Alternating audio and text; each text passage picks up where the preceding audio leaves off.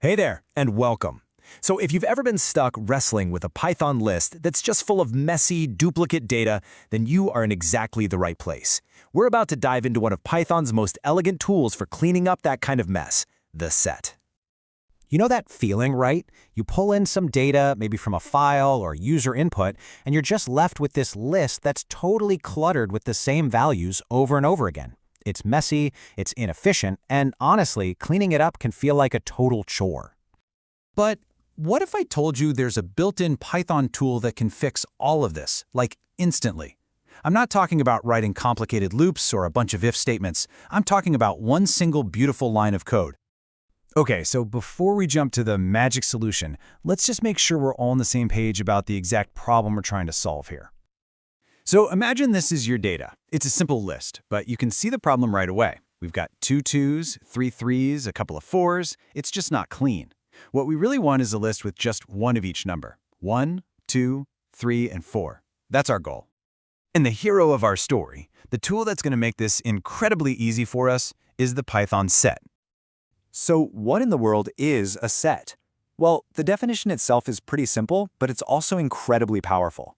You can think of it as a collection of items, kind of like a list, but it has a few special rules that make it absolutely perfect for data cleaning. So here are the 3 big things you gotta know. First, sets are unordered. That means the items don't have a specific index or position.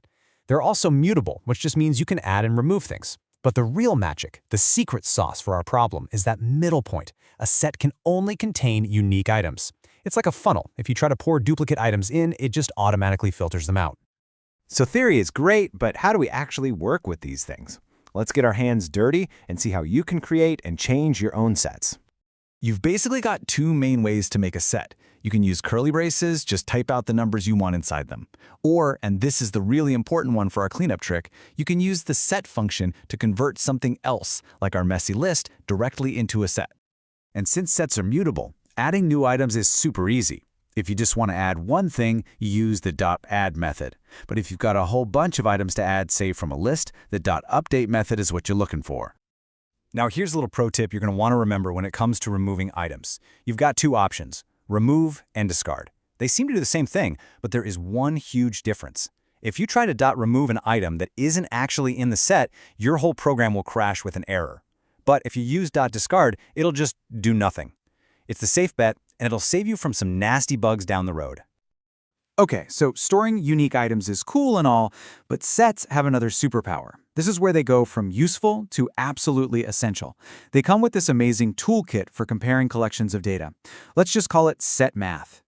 All right, for these next couple of examples, we're going to be working with 2 simple sets, A and B. You can see they're mostly different, but they do share one common element, the number 3. First up, we have the union. This is kind of like merging 2 of your favorite music playlists. You just take all the songs from both, and you end up with one big mega playlist that has every unique song from both with no repeats. And that's exactly what happens here. When we take the union of our sets A and B, we get a brand new set that has every single item from both. And notice the number 3, which was in both sets, only appears once in the final result.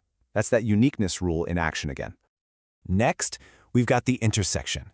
You can think of this as finding the overlap, or the common ground between 2 sets.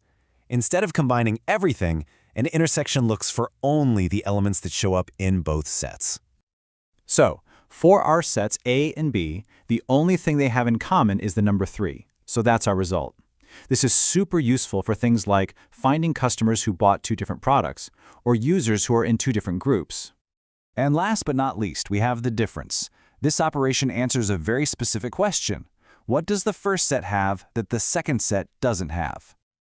So if we ask for the difference of A minus B, we get back a set with just 1 and 2. Why? Well, because 1 and 2 are in set A, but they are not in set B. The common item number 3 gets ignored. All right, we've learned what sets are, how to modify them, and even how to do some cool math with them.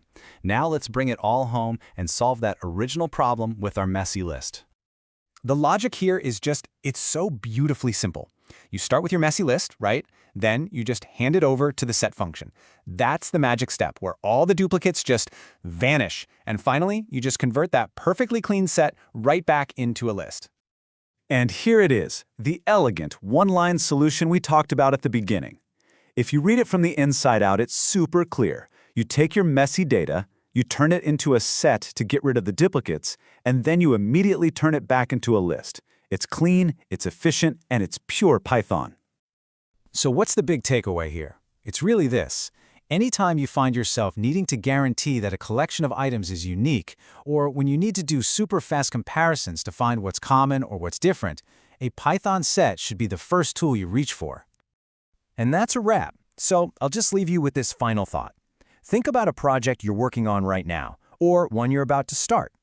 Is there a spot where this simple, powerful tool could replace a clunky loop or just make your logic so much cleaner? Give it a shot. Thanks so much for joining me.